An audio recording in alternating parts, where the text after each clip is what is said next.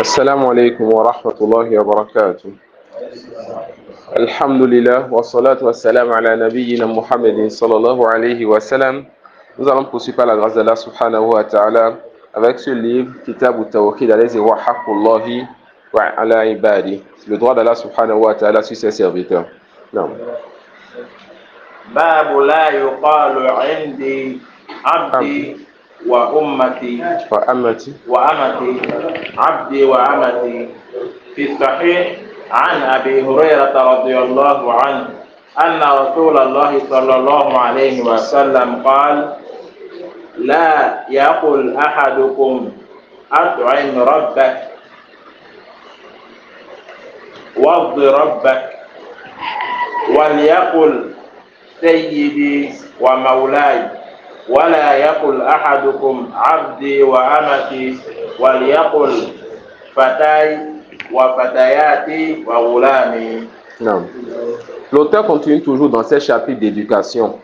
Après nous avoir montré l'importance du tawhid, la ilaha illallah, et que le musulman doit chercher à compléter cela et à adorer son Seigneur sans lui donner d'associé. Et que le croyant doit, n'est-ce pas, avoir peur du contraire de cela, le fait de donner d'associé à son Seigneur. Car les messagers, que ce soit Ibrahim, que ce soit Mohammed sallallahu alayhi wa sallam, que ce soit Yaqub ou autre que ces trois-là, on a vu qu'ils avaient complété, n'est-ce pas, la place de la servitude pour leur Seigneur. Et ils avaient eu peur pour eux ainsi que leurs descendants et leurs compagnons du fait de tomber dans le contraire du tawhid, d'adorer autre qu'Allah, même si c'est le petit polythéisme. Alors l'auteur nous enseigne des choses à dire pour comment nous comporter pour préserver ce tawhid-là et ne pas ouvrir une seule porte au diable pour nous tirer vers la porte du polythéisme. Là, il amène un chapitre dit Babu la taqulu abdi wa amati. Ne dis pas mon serviteur, ou bien ne dis pas mon esclave. D'accord? Ma servante ou bien mon esclave. Et ce chapitre, ça rentre dans les autres chapitres. L'auteur il a voulu préserver la place du Rububiyya, les actions d'Allah. Et que c'est lui seul qui a certaines actions qu'on ne doit pas tirer avec lui. Et la place du Asma wa Sifat, les noms et les attributs d'Allah subhanahu wa ta'ala. Alors les savants ont dit que l'interdiction ne dit donc pas mon serviteur ou ma servante. Certains disent que cette interdiction ne dit pas donc qu'un tel ou telle dame est mon esclave. Ils ont dit que cette interdiction c'est quoi? C'est une interdiction qu'on appelle l'itahrim, c'est-à-dire cela est interdit et quand tu contrôles cela, tu as fait un péché. D'autres savants disent non, que cela est détestable. Il est détestable d'appeler un homme ou une femme mon serviteur ou mon esclave. Pourquoi ils ont dit que cela est détestable? Car nous avons des textes que l'auteur va rapporter ici qui montrent l'interdiction. On a d'autres textes qui montrent la permission. Comme la parole d'Allah subhanahu wa ta'ala, comme la parole d'Allah quand il parle de Youssouf, waskurni inda rabbik, fa ansahu shaytanu dhikra rabbihi falabitha fi sijni bid'a sinin. Rappelle-moi donc auprès de ton Seigneur. Lorsque Youssouf il a su que l'une des deux personnes qui l'a questionné, cette personne va sortir de prison, il dit donc quand tu es parti, il faut donc parler de moi à ton Seigneur ou à ton maître. Parle de moi à ton Seigneur ou à ton maître. Et le diable a fait oublier à cette personne le fait de rappeler l'histoire de Youssouf et de parler de Youssouf. Et Youssouf, il a fait un certain temps en prison. Car vous allez voir que dans les textes que l'auteur il a amené, il a dit La yakulanna ahadukum Allah. Il a dit La yakul ahadukum at'im rabbak. Nourris donc ton maître. Mais nous avons un texte ici où Youssouf il a dit quoi? Parle de moi à ton maître. D'accord? Donc les savants ils ont plusieurs choses pour donner la permission ou l'interdiction. Ceux qui vont voir que cela est permis mais détestable vont dire parce qu'on a un texte qui permet, un texte qui interdit. Ceux qui vont dire que cela est interdit tout simplement, ils vont te dire quoi? Que la législation de ceux qui sont venus avant nous n'est pas une législation pour nous tant qu'on a un texte qui contredit cela. Ça peut aller. Et en la Kulihal, on dit que ces expressions, le mieux c'est de délaisser ces expressions quand nous parlons de personnes, d'hommes et de femmes. Hein? Ne pas dire à un tel, lève-toi donc pour ton maître, nourris ton maître. Ça peut aller, le mieux est de délaisser ces expressions. Quand ça parle d'hommes et de femmes, mais quand ça parle de choses qui n'ont pas de raison, comme des objets, la maison ou autre, il n'y a aucun mal à cela. Ça c'est le maître de la maison. Ça, c'est qu'on appelle le seigneur donc qu'on appelle de cette maison-là. Ça peut aller utiliser cet thème-là pour ceux qui n'ont pas de raison, il n'y a pas de mal. Car cette oboudia, cette servitude qui est détestable, c'est sur la personne des gens, les hommes et les femmes. Mais pour les objets ou autres, les savants ils sont un peu plus plaisants sur cela. Donc il dit alors, fi sahihi an Abi Hurairah radiyallahu anhu, anna Rasulullah sallallahu alayhi wa sallam qala la yaqulanna ahadukum Allahumma ighfir. C'est encore le chapitre précédent. Il dit, في الصحيح عن أبي هريرة رضي الله عنه أن رسول الله صلى الله عليه وسلم قال لا يقول أحدكم أطعم ربك وابض ربك وليقل سيدي ومولاي ولا يقول أحدكم عبدي وأمتي وليقل فتاي وفتاتي وغلامي. Ça, c'est des textes que le prophète sallallahu alayhi wa sallam a interdit à quelqu'un de dire donne donc à manger à ton maître. Aide donc ton maître à faire ses ablutions, bien fais-lui ses ablutions. En utilisant le terme maître. D'accord? En utilisant le terme maître. Mais que la personne dise tout simplement, en utilisant le terme seigneur. At'im rabbak, en disant ça c'est mon seigneur. Et certains traduisent ça par maître aussi. Mais plutôt de dire Sayyidi wa Maulaya. Et en français, un peu ces chapitres sont un peu difficiles pour moi, car tous ces thèmes qui sont utilisés en français, les mots en français sont proches. Les mots en français sont proches. Sayyid, vous allez voir, on peut le traduire par maître. Rabb, certains le traduisent aussi par maître et d'autres par seigneur. Vous voyez. Nous allons passer au chapitre suivant, Inch'Allah. باب لا يرد من سأل بالله. عن ابن عمر رضي الله عنه قال قال رسول الله صلى الله عليه وسلم من استعاذ بالله فأعيذوه ومن سأل بالله فأعطوه ومن دعاكم فاستجيبوه ومن صنع إليكم معروفا فكافئوه فإن لم تجدوا ما تكافئوه فادعوا له حتى تروا أنكم قد كافأتموه. رواه أبو داود والنسائي بإسناد صحيح. Ce chapitre, c'est un chapitre qui montre donc aux croyants qui vraiment craint son Seigneur et qui adore Allah seul, comment il doit se comporter dans certaines situations. Quelqu'un te demande pour Allah, je t'en prie, pour Allah, donne-moi ceci. Pour Allah, donne-moi cela. Pour Allah, donne-moi ceci. L'auteur dit la yuraddu man sa'ala billahi. On ne refuse pas à celui qui demande pour Allah. Masha'Allah. On va aller prouver les croyants alors. On va aller demander pour Allah. Mais non, il y a un détail sur le sujet. L'auteur dit quoi? Quand quelqu'un te demande pour Allah, tu ne lui dis pas non. Mais il y a un détail sur le sujet. Quand quelqu'un demande en disant, je t'en prie, pour Allah, donne-moi ceci. Pour Allah, donne-moi cela. Pour Allah, je suis dans le besoin. Les savants disent qu'il y a le degré de l'interdiction. C'est-à-dire, il est interdit de refuser. Tu dois donner à cette personne quand tu as la possibilité de lui donner. Il y a le degré de l'istihbab. Il est recommandé pour toi de lui donner. Et si tu ne lui donnes pas, tu as fait le péché. Donc, le premier degré, si tu ne lui donnes pas, tu as fait un péché. Et le troisième degré, al-ibaha, la permission. Et en si tu veux, tu lui donnes. Si tu veux, tu ne lui donnes pas. Donc, le premier degré, il est interdit de refuser quand on te demande pour Allah. Le deuxième degré, quand on te demande pour Allah, il est recommandé de donner à cette personne. Le troisième degré, quand on te demande pour Allah, si tu veux, tu acceptes. Si tu veux, tu n'acceptes pas. C'est quoi la différence entre les trois degrés? Quant au premier, on dit, c'est quand la personne qui est venue demander a demandé à une personne précise. Quelqu'un rentre dans cette mosquée, va aller voir le frère Issa et dit ça, pour Allah, je t'en prie, donne-moi 500 francs. Si Issa a la capacité de lui donner et que cette personne qui a demandé, on ne le connaît pas en tant que menteur et pervers, alors on dira qu'il est interdit à Issa de refuser de lui donner ses 500 francs. Ça peut aller. Deuxième degré, ce qui est recommandé. Quelqu'un rentre dans la mosquée et dit fils et il demande à tout le monde dans la mosquée. Dans ce cas, il n'y a plus de ta'yin, il ne s'est plus adressé à une personne précise. Il a dit, pour Allah, donnez-moi quelque chose pour que je puisse manger le reste de la journée. Pour Allah, donnez-moi 500 francs pour que je puisse retourner à la maison. Là, il a demandé à un public. Alors, il est recommandé pour quelqu'un dans ce public ou certaines personnes de lui donner. Mais là, ce n'est plus l'obligation pour nous de lui donner. Mais quant à la permission, quelqu'un est venu demander et on sait que cette personne, c'est quelqu'un qui ment souvent. D'accord? Là, maintenant, les caractéristiques de cette personne, c'est quelqu'un qui ment souvent. On dit, si on veut, on lui donne. Si on veut, on ne lui donne pas. D'accord? Si on veut, on lui donne. Si on veut, on ne lui donne pas.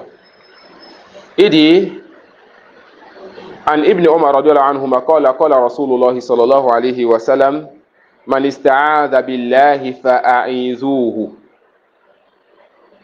Celui-là qui cherche refuge, n'est-ce pas, auprès d'Allah subhanahu wa ta'ala. D'accord? Alors aidez donc cette personne, secourez donc cette personne. Le prophète sallallahu alayhi wa sallam a épousé une femme. Et lorsqu'il a voulu s'approcher de sa femme, elle a dit A'udhu billahi bik. Yani, je cherche refuge auprès d'Allah contre toi.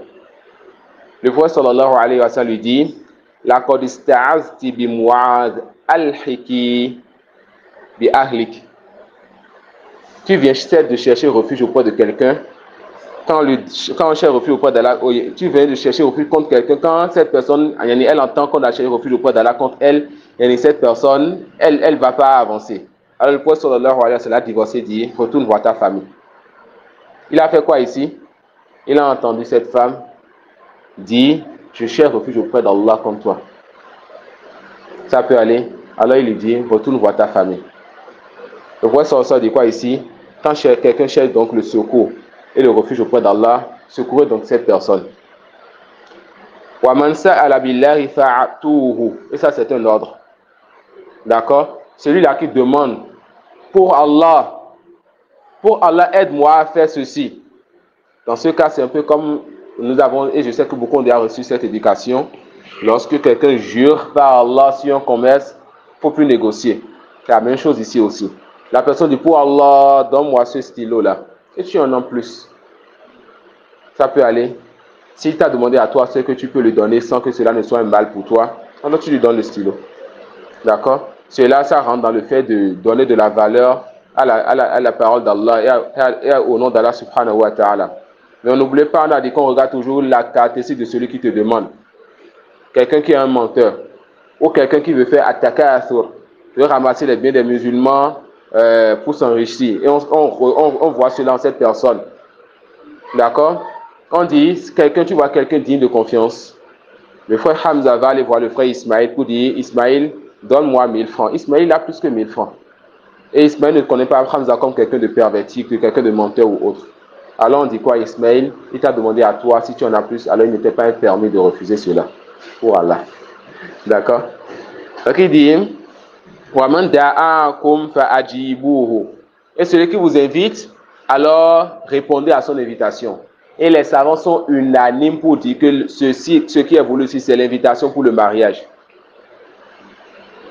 D'accord? C'est pas quand chaque fois qu'un frère m'invite, je dis, ah bon, on m'a encore invité, hein? Non. C'est pour le mariage. La kikor, les invitations simples, viens, on va aller saluer telle personne, tout cela, ça ne rentre pas dans cette obligation. C'est quoi l'invitation qui est interdit de refuser? C'est lorsqu'on t'invite, n'est-ce pas, pour un mariage. Et si cela est authentique, on rapporte que Cheikh Ibn Baz, rahimahullah, une fois quelqu'un l'a questionné sur le jugement de répondre à l'invitation pour le mariage, le Cheikh a dit qu'il est interdit de refuser. Alors le questionneur lui dit, je t'invite donc pour mon mariage. Ça fait aller. Et on raconte beaucoup de choses très bénéficieuses sur Cheikh Ibn Baz et à la seule l'authenticité.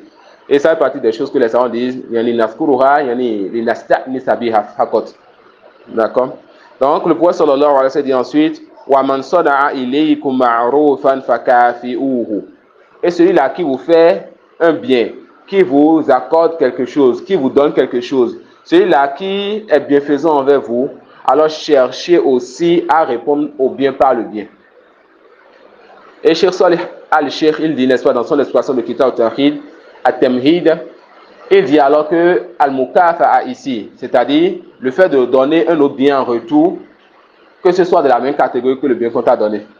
La personne te donne de l'argent, alors toi aussi en retour, essaie de être reconnaissant en lui donnant aussi de l'argent. Quelqu'un t'aide avec sa place qu'il a peut-être dans un poste quelque part, il t'aide à aussi avancer. Alors aussi toi aussi aide-le avec une place qu'Allah t'a donnée qu'il ne lui a pas donnée à lui. D'accord? Il dit, et ici, il n'est pas permis à quelqu'un de vouloir faire le bien en cherchant un autre bien en retour. Ça, c'est pas bien. Et ça peut faire partie des choses qui annulent alors l'action que tu fais. D'accord? Le fait de donner en cherchant quelque chose en retour, ça, c'est pas bien. Et ça, ce n'est pas le comportement du croyant. Quand tu donnes, tu ne cherches rien en retour, ni remerciement, ni récompense, rien du tout. Tu es prêt à fuir même quand on te donne quelque chose. Mais faire partie, n'est-ce pas, de la sunna pour l'autre, quand on t'a donné quelque chose, sans vouloir quelque chose en retour, que toi aussi tu fasses les efforts de donner quelque chose à cette personne, sans qu'il te demande cette chose-là.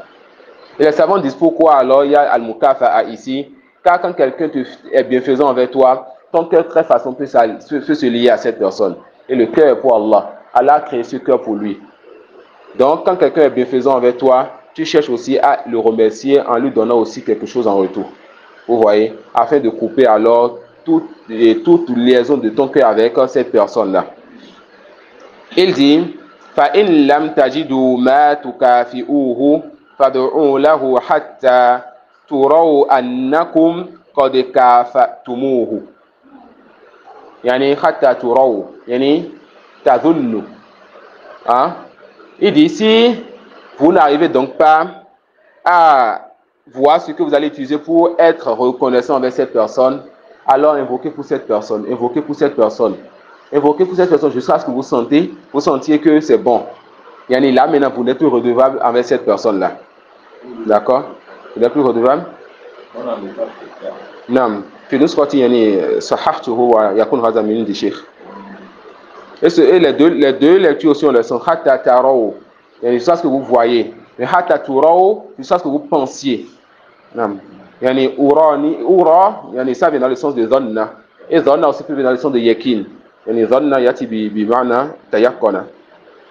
Donc ça, nous, quand quelqu'un nous fait un bienfait, nous repoussons ce bienfait-là par notre bienfait afin de ne pas attacher notre cœur à cette personne-là. D'accord? Afin de ne pas attacher notre cœur à cette personne. Mais là, je n'ai rien à te donner. C'est moi ici le besoin par excellence. Tu m'as accordé des bienfaits. Par la grâce d'Allah.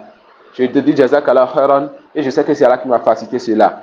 Mais quand même, pour que mon amour pour toi soit un amour en Allah, c'est-à-dire le jour où je te vois rentrer avec les groupes innovés à côté, je vais te détester pour Allah. Lorsque je te vois commencer par courir dans les buvettes et derrière les filles, je dois te détester pour Allah. Qu'est-ce qu'il faut faire? Il faut couper ce lien-là qui est en train de se lier pour autre qu'Allah peut-être. C'est-à-dire ce lien-là qui aura comme il y a une raison, le fait qu'il ait fait un bien pour toi. Alors je n'ai rien à te donner, je vais invoquer sincèrement pour toi dans mes doigts. Et subhanallah, regardez comment l'islam il est magnifique. Cette personne à qui tu as accordé de bienfaits ne sera pas celui-là qui va invoquer contre toi alors. Ne sera pas celui-là qui va t'atteindre de jalousie, de mauvaise œil ou autre alors. Alors que ce qui est souvent connu quand on dit la peau noire est dangereuse et mauvaise. Quand tu lui fais un bien, il va penser que tout va bien, n'est-ce pas? Et c'est la personne à qui tu as fait du bien qui va même chercher à aller au village pour te nuire, etc. L'islam nous a donné notre éducation. Celui à qui tu as fait du bien, c'est lui-même qui doit invoquer pour toi. Subhanallah. Vous voyez l'éducation de l'islam. باب لا لا يسأل بوجهه يسأل بوجه الله إلا الجنة. عن جابر رضي الله عنه قال قال رسول الله صلى الله عليه وسلم لا يسأل بوجه الله إلا الجنة. رواه أبو داود. Non. Et ce hadith, certains savants rendu cela faible. Mais à la fin de yani sihatihi ou anahu hasan, l'auteur dit ici chapitre, on ne demande pas pour le visage d'Allah si ce n'est le paradis. Celui qui a étudié Kitab Tawhid s'est limité au chapitre précédent. On ne repousse pas celui qui a demandé pour Allah. Maintenant, tu allais demander à quelqu'un qui a bien étudié Kitab Tawhid. Il va te repousser légalement. Comment cela? Le chapitre ici a dit, on ne demande pas pour le visage d'Allah si ce n'est le paradis. Et les savants disent, comme tout ce qui peut permettre d'aller vers le paradis ou bien d'éloigner de l'enfer. Donc quand on demande pour le visage d'Allah, car le visage d'Allah, c'est quelque chose de vraiment précieux. Quand on dit « je te demande pour le visage d'Allah », pour la face d'Allah, ça, tu dois demander seulement une seule chose, le paradis, ou bien ce qui va te rapprocher du paradis ou t'éloigner du paradis. Alors, on a deux personnes. Une personne s'est limitée au chapitre précédent et après ça, il est sorti, il n'a plus fini le livre. Une autre personne a utilisé ce chapitre-là. La première personne vient voir l'autre et dit « je te demande pour le visage d'Allah, donne-moi 500 francs ». Il sait que l'autre vient de prendre son salaire. L'autre dit « je ne te donne pas ». Il dit « ah, il faut te demander pardon à Allah, tu viens de faire un péché ». On te dit « non, tu n'as pas patienté sur la science, car tu as demandé pour le visage d'Allah autre que le paradis. On ne demande pas pour le visage d'Allah quelque chose de ce bas monde. » Donc, il y a une différence alors qu'on va faire entre le fait de dire « donne-moi pour Allah » et « donne-moi pour le visage d'Allah ». « Donne-moi pour Allah » demande ce que tu veux. « Donne-moi pour le visage d'Allah » on ne demande que le paradis. Ça peut aller? On a compris la différence? Alors l'auteur dit quoi? An Jabir radiyallahu anhu qala qala Rasulullah sallallahu alayhi wa sallam la yus'alu bi wajhi Allahi illa al-jannah. On ne demande pour le visage d'Allah mais pour la face d'Allah que le paradis. Et l'autre cheikh il a dit aw ma huwa lazimun laha kan najati minan nar, ou bien tout ce qui peut être lié en quelque sorte au fait de chercher le paradis, comme le fait d'être préservé de l'enfer. D'accord? Comme le fait d'être préservé de l'enfer.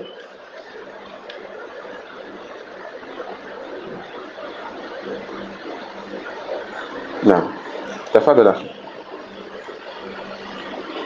باب ما جاء في اللو وقول الله تعالى يقولون لو كان لنا من الأمر شيء ما قتلنا هاهنا وقالوا الذين قالوا لإخوانهم وقعدوا لو أطاعونا ما قتلوا الآية.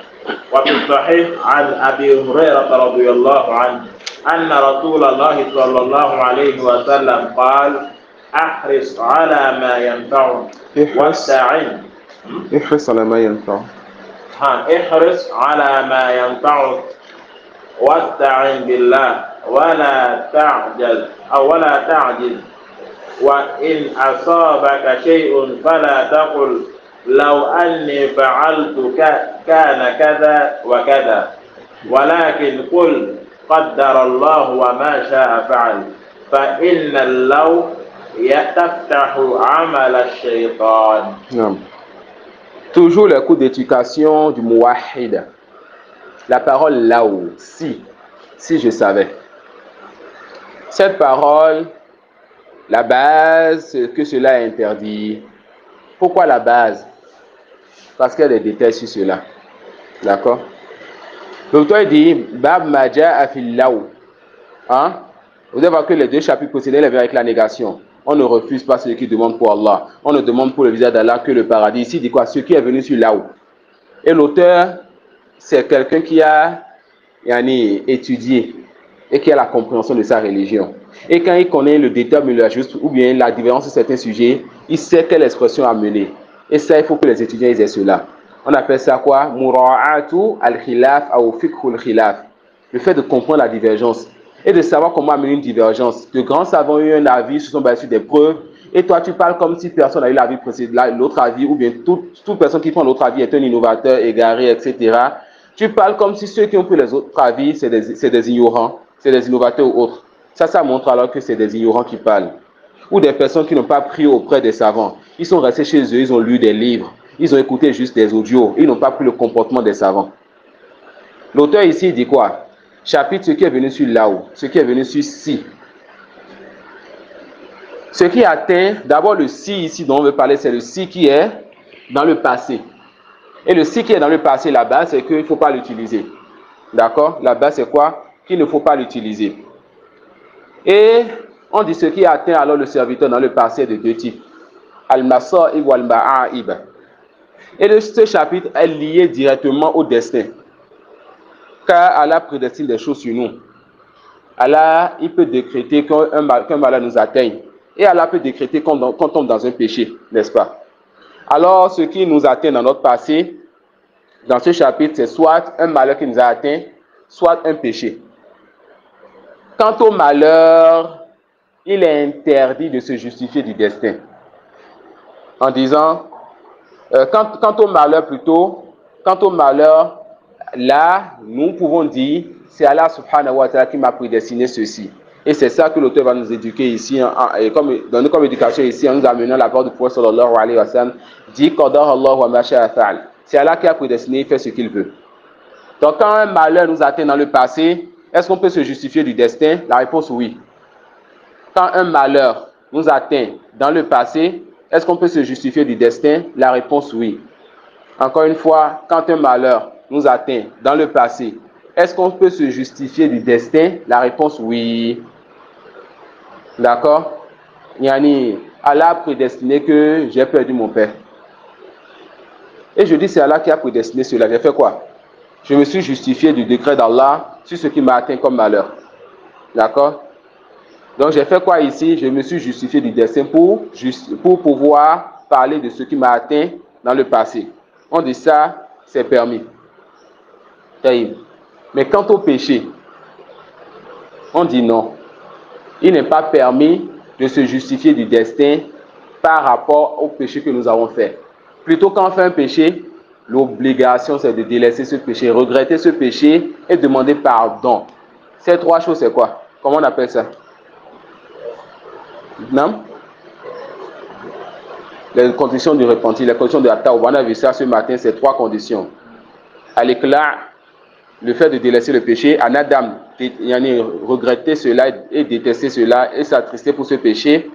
Wal-Azm ala Adam il-Aouda, le fait de décider de ne plus revenir, n'est-ce pas, sur ce péché-là. Donc, quand on fait un péché, on ne dit pas, ah, c'est Allah qui a voulu. Hein. Non, ça, cette phrase n'est pas permise quand on fait un péché. Ça y est. Mais les gens vont nous dire alors, mais comment on va faire avec l'histoire de Moussa et de Adam? Car le jour dernier, Adam va dire à Moussa, et Moussa va dire à Adam, n'est-ce pas toi, Adam, c'est pas à cause de toi qu'Allah nous a fait sortir du paradis? Adam va dire, c'est toi, Moussa, non? C'est à toi qu'Allah a donné, n'est-ce pas, la Torah. Et tu as lu dans la Torah qu'Allah, il a tout prédestiné 50 000 ans avant de créer les cieux et la terre, n'est-ce pas? Donc Allah m'a prédestiné ce péché-là. Donc est-ce que Adam s'est justifié, il a pris le destin pour justifier son péché?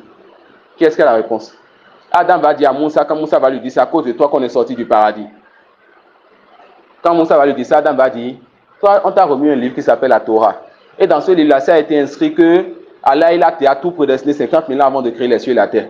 Donc c'est Allah qui m'a prédestiné ce péché que j'ai fait, on m'a sorti du paradis. Alors, est-ce que Adam s'est justifié du destin ici, pour son péché? La réponse, non. Comment cela? Car les textes nous ont dit que quand Adam a fait son péché, en même temps, il s'est repenti. Ça peut aller. Donc, il s'est déjà repenti. Et on dit celui qui se repent déjà, et on voit que cette personne regrette son péché, il ne faut pas aider le diable à prendre le dessus sur ton frère. Tu ne viens plus le dire, toi là, tu vas voir. Toi là, c'est toi qui fais ce péché. Non, la personne a des affaires et tu sais que cette personne regrette déjà. Fais les efforts de délaisser. Alors, amène-le vers le bien, mais ne sois pas celui qui va encore mettre le couteau dans la plaie. D'accord? On dit que dans ce cas alors, quand la personne sait de son âme qu'il a détesté, regretté ce péché, et voit quelqu'un venir lui rappeler ce péché et son tort, de sorte qu'il peut avoir peur pour son âme, il n'y a pas de maladie, c'est Allah qui a prédestiné cela sur moi. Mais ça, c'est avant ou après le repentir, c'est après le repentir.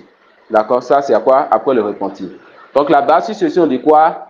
Il n'est pas permis de se justifier du décret d'Allah et du destin d'Allah, de la prédestination d'Allah pour dire, ce péché, c'est Allah qui a prédestiné cela pour moi. Nous disons, tu dois te repentir, regretter ce péché, délaisser ce péché. D'accord? Donc, dans le passé, quand un malade nous atteint, est-ce qu'on peut dire c'est Allah qui a prédestiné? La réponse, oui. Inna lillahi wa inna ilayhi raji'un. Qadara Allah wa ma sha'a fa'al. Et je patiente. Sabrun jamil. Mais quand c'est un péché, astaghfirullah wa atubu ilayhi.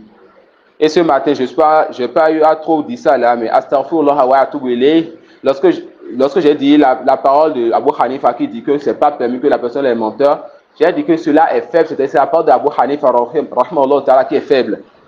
Car on a des tests où on peut dire astaghfirullah wa atubu ilayhi. D'accord? On dit astaghfirullah wa atubu ilayhi. Les savants qui voient que cela n'est pas permis, c'est une parole qui est faible, c'est-à-dire l'interdiction est faible. Ça peut aller? Oui. Alors, que dit alors de dire si pour le futur? De dire si pour le futur. On dit quand c'est pour le futur, il n'y a aucun mal.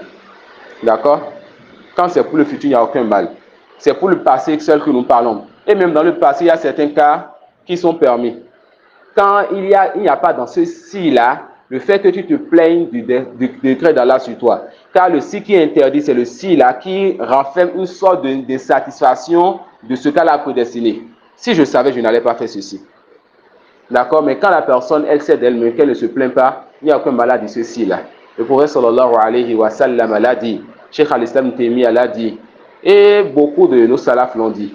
Quand il n'y a pas en cela le fait de se plaindre, n'est-ce pas, du destin. D'accord? L'auteur il dit, وقول الله تعالى يقولون لو كان لنا من الأمر شيء ما قتلنا هاهنا. Ah, c'est les hypocrites. Ils disaient si nous, l'affaire nous revenait à nous, après une guerre où il y a eu des gens qui sont morts, ils disaient quoi? Si l'affaire nous revenait à nous, si ce n'était pas Mohammed sallallahu alayhi wa sallam qui menait les affaires, et que si l'affaire nous revenait à nous, on n'allait pas avoir des morts lors de cette guerre-là. Ça peut aller. Alors l'auteur a mené ce test-là pourquoi? Là-haut, pour nous dire que le fait de dire si, pour regretter quelque chose qu'Allah il a prédestiné, en se plaignant ou bien en n'étant pas satisfait du décret d'Allah, ça fait partie des attributs des hypocrites. D'accord? Ça fait partie des attributs des caractéristiques des hypocrites.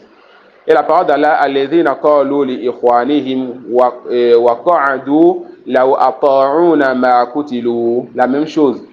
Ces hypocrites qui disent, n'est-ce pas, tout en restant derrière, ils ont dit maintenant aux compagnons qui ont fait la guerre, certains compagnons sont morts. Ils ont dit si ces compagnons nous avaient écouté, nous les hypocrites, ils n'allaient pas mourir. D'accord? Donc le fait de dire si, en voulant s'opposer au décret d'Allah, c'est partie des caractéristiques de qui? Des hypocrites.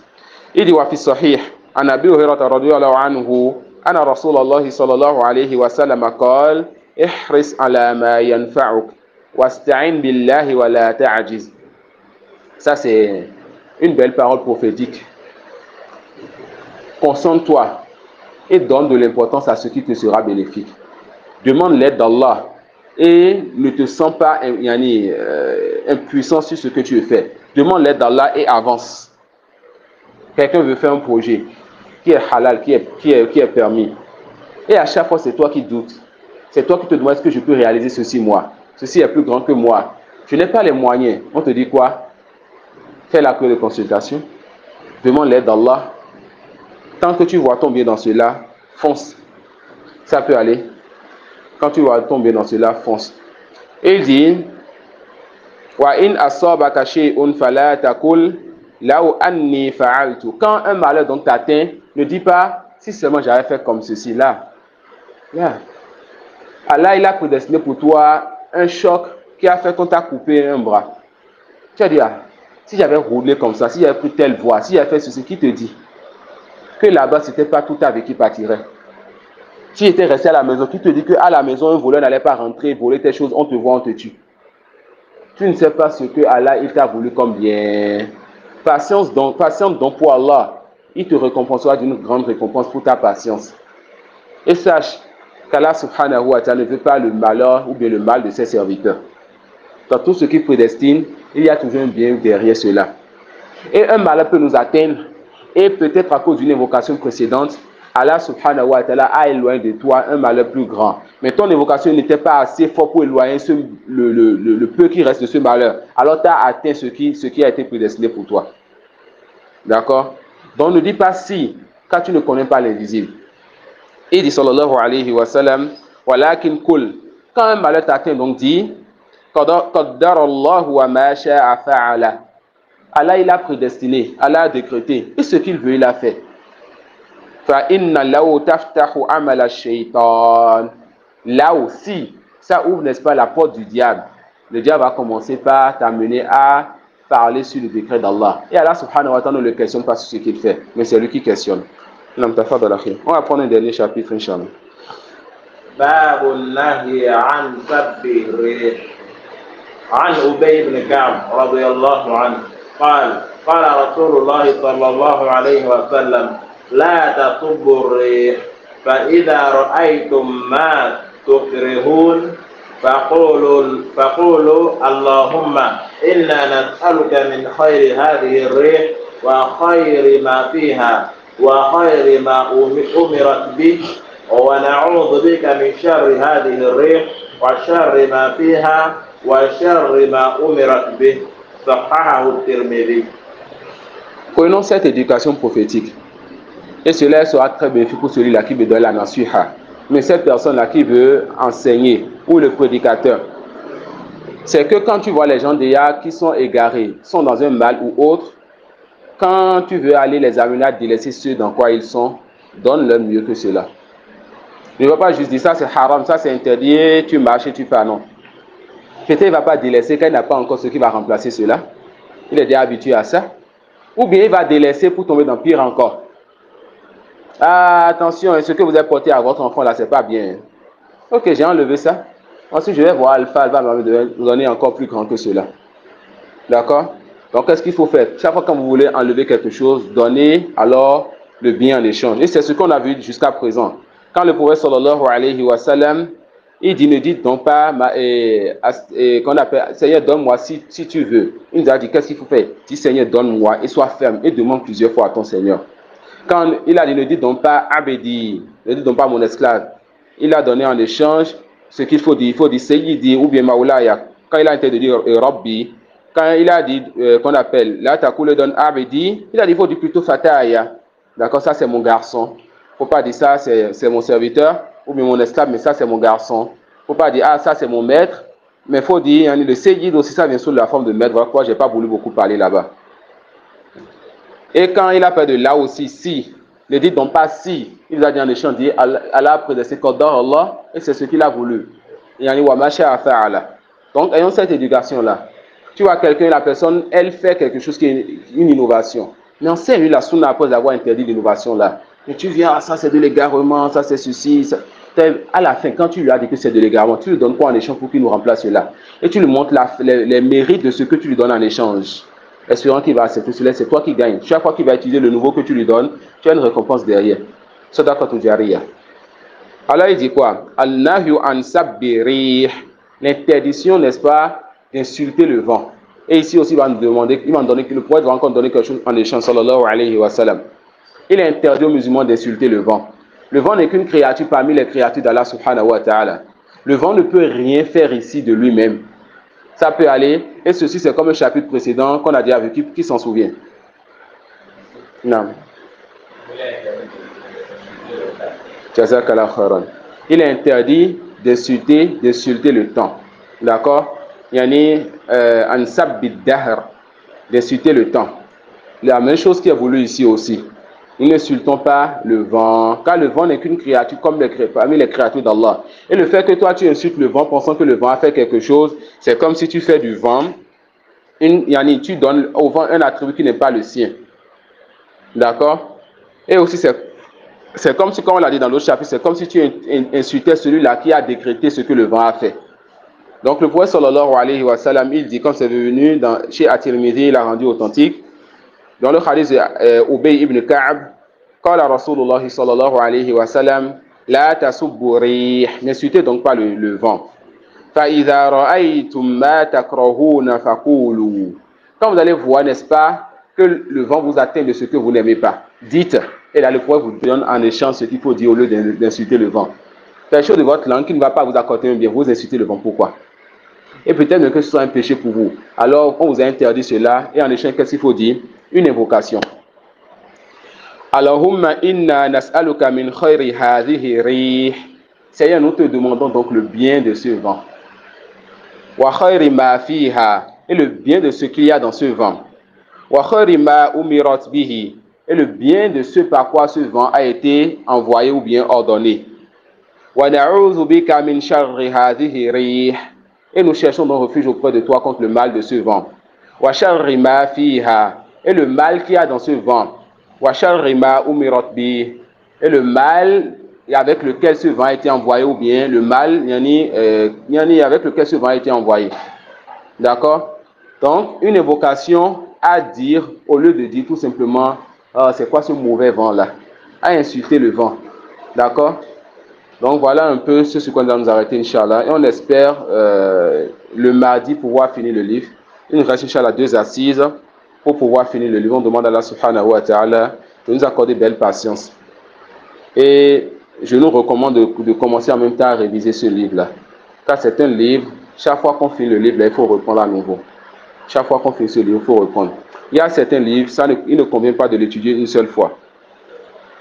Usul al-Thalatha, Kitab al-Tawhid, etc. Je savais que Oustaz Saïd Abou Ibrahim, il enseignait ce livre ici.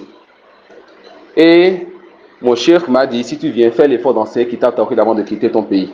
Je lui ai dit, la mosquée où je vais intervenir, ils enseignent déjà ça là-bas. Hein. Il m'a dit, il y a des livres, on n'enseigne pas ça une seule fois.